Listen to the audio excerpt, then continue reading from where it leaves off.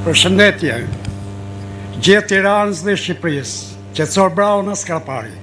Përshëndes në ratë të parë doktor Sali Berishën, që fjallën e dhen e mban. Ndërsa ky legeni i ka bërë njerëzit servila, fjalla zakoni është mi fort nga ligji. Ne i kemi humbur vlerat nga Edi Rama, nga ky legen. Ka marrë këtu të sheshi, se halli jonë e deshi këtu të sheshi, ta heqim që këtu të sheshi. Ta heqim këtu të sheshi me forcën e popullit. E kemi këtë vlerë të shtuar dhe thot e ka faj Saliu. Saliu ka kërkuar dhe ndjes dhe falje se njeriu bërë gabime. Dërsa i s'di të thot njeriu pos të tha më falë dhe të lutem nuk është njeri. Aja është maskara. I bej thirrje Spakut, kreu të Spakut, ta hetoj në detyrë, nda e ka krijuar Amerika që ekzistoj si shtet neve, se do kishim humbur. Ky diktator, ky është diktatori i fundit. Ky është mi keq nga Enveri, në qoftë se më lejoni, do të tregoj një histori nga të parët tanë. Dhe të parët tanë ishin më të zgjuar nga ne, nuk jemi më të zgjuar ne. Këtu e 30.000 vjetë më para nuk ka ndryshuar truri, po ka ndryshuar teknika. I kanë të gatshme ky breziri, që nuk del këtu po mbas e hirë në kafene. Të parët tanë vinin Korçë, se unë kufizoj me Korçën, me Përmetin dhe me Ersekën, Lugina. Vinin dhe tregonin një histori. Ishte e jetuar.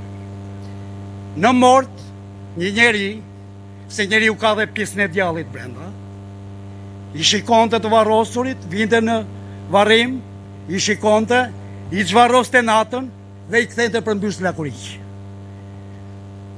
Më vonë, ky sjetoi me dhe la një djalë, djalin u bet 18 vjeç dhe me të drejtë Zotit kërkonte t'jatin, nuk e zinte njeri në gojë. I tha moj neni, tha, pse baban tim nuk e zën në gojë njeri, tha, as për mirë, as për keq. I tha, si zemre nenës, se ne nuk ja u dim lerën grave shqiptare. I tha, orë birë, më mirë të mos të them fare, i tha, kishte një uq të keq, i tha. Po çfarë, i tha, ma trego? Këtu ja tregon historinë si që shpjegova. Mirë se ja tregoj u fshatit, tha. Ky merrte pjesë në ceremoni mortore, varroshin njerëzit, u merrte stolite, çfarë hidhnin atje, çfarë e kostume, i kthete përmbys, u fuste edhe na një hunë me ndere, më falni për fjalën. Dhe Rama, ky është, ky edhe socialistëve u ka futur na një hunë me ndere, po këta se kuptojnë. Dhe këta janë pakica. Dhe thot, kanë 83 mandate, ku i gjete më maskara? Po pushtetit kostumon, sa vjene i rrit. Ky është komunisti fundit. Ky mirë që se le NATO, se ky do fuste edhe ushtrin. Po është vlerë Saliut që na futi në NATO, e doktorit. Se ky dhe ushtrin do fuste.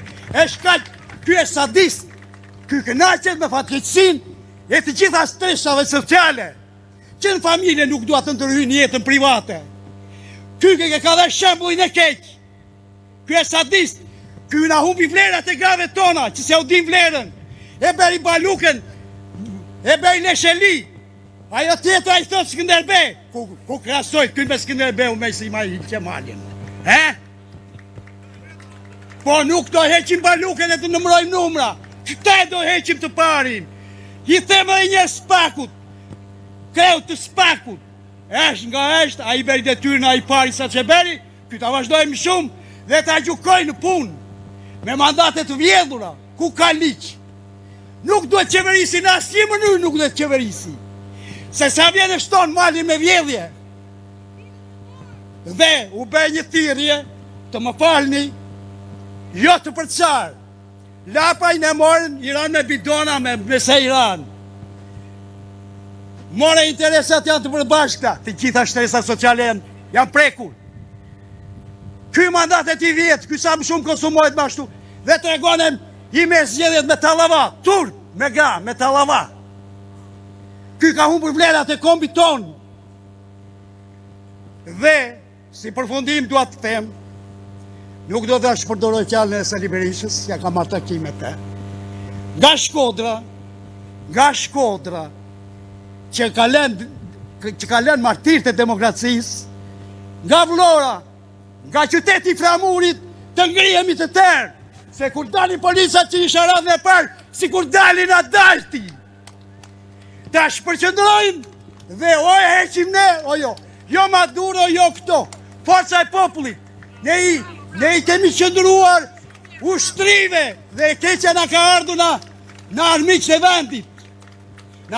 vendit, dhe si përfundim dua të them, Konica ka thënë, ne Shqipërinë do ta bëjmë dhe për inat shqiptarë, unë them se ne do ta bëjmë Shqipërinë dhe për inat komunistëve. Ky është diktatori i fundit.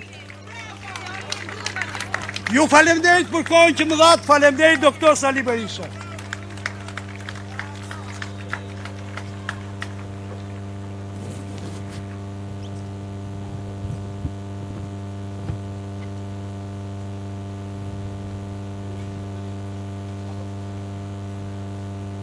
Mirëmbrëma dashur qytetar, mirëmbrëma qendrestar, mirëmbrëma i nderuar kryetari i Partisë Demokratike, doktor Sali Berisha, mirëmbrëma të nderuar deputet Partisë Demokratike.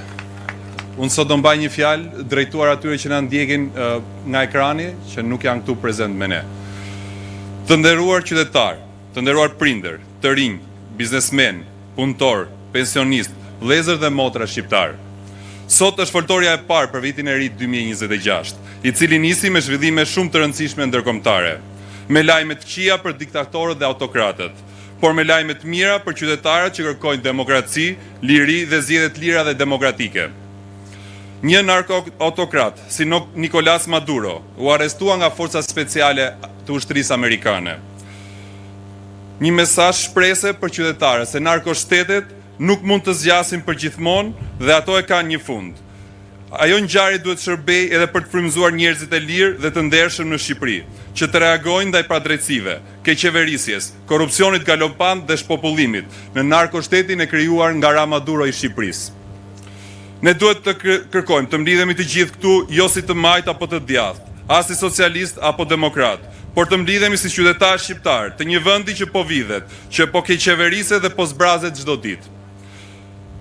Ne duhet të mblidhemi e t'i japim një shkelm qeverisë, sepse po pengon drejtësinë të bëj punën e saj. Prokuroria e posaçme ka dorëzuar një dosje me 10.000 faqe prova ku akuzon zëvendës kryeministren dhe ministren e infrastrukturës për shpërdorim të parave publike, gati 1 miliard euro të taksapaguesve shqiptar. Ka kërkuar heqjen e imunitetit për të arrestuar sepse ekziston rreziku i prishjes së provave. Por kryeministri Ra Maduro, për herë të parë që prej kohës që është në pushtet, nuk e dorëzon një bashkëpunëtore të saj dhe e mbron nga drejtësia. E zvarrit procesin, e çon çështjen në gjykatë kushtetuese, sepse nuk po mbron ballukun, por po mbron veten e tij. Në dosje dalin fakte shumë të ëndritse. Pagesa për mediat për të mbajtur linjën editoriale, tendera të paracaktuar para se sa të shpalleshin, shtet i kthyer në bankomat për një grusht njerëzish. Dhe si të mos mjafton të kjo, del në pa edhe ajo që u denoncua nga ish bashkëpunëtori kryeministrit Rama, Arben Ahmetaj, lidhja e pushtetit me krimin e organizuar. Sot akuzat që dikur u quajtën shpifje dhe jo reale, por rezultojnë të vërteta. Kjo nuk është një aferë izoluar, por është një provë se një sistem është ngritur, një sistem që duhet ta shëmbin me bashkimin tonë. Ky sistem anti-shqiptar, anti-kombëtar, ka detyruar gati 1 milion shqiptar të largohen nga vendi. Një sistem që ka boshatisur rinin. Sot vetëm 22% e popullsisë janë nga grupmoshat 15 deri 29 vjeç. Një rënje dramatike nga viti 2011.